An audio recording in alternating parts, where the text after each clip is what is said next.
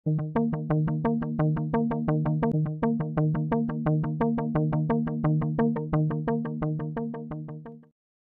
araw isang nakakalungkot na balita ang nakarating sa atin mula sa mga reliable sources sa mundo ng showbiz.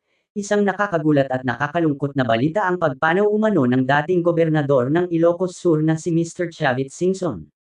Ikinabigla ng publiko ang biglaang pagpanaw ng nasabing dating alkalde matapos na lumabas ng ilang balita sa tunay na dahilan ng kanyang tuluyang pamamaalam.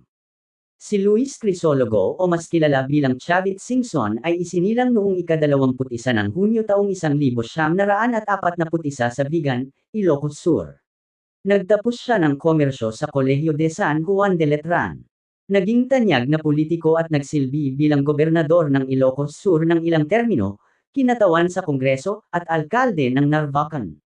Noong 2000, nagbunyag siya ng isyu tungkol kay dating Pangulong Joseph Estrada na naging dahilan ng EDSA 2. Matagumpay din siyang negosyante sa pamamagitan ng LCS Group of Companies at naging pangunahing tagapagtaguyod ng Miss Universe 2016 sa Pilipinas. Kilala rin siya sa pagtulong sa kapwa bagamat napapaloob din sa iba't ibang kontrobersya.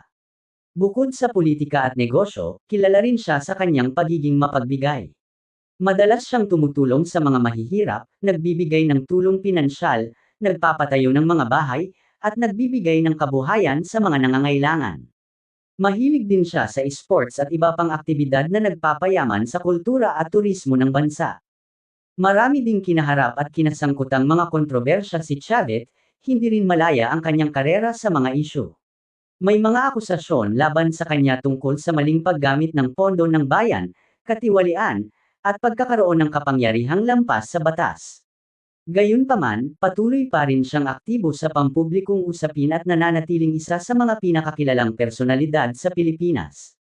Pagdating naman sa kanyang buhay pag-ibig ay iba't ibang babae ang nasangkot sa usaping ito, kagaya ng aktres na sina Glidel Mercado, Yen Santos at ang huli ay si Jillian Ward.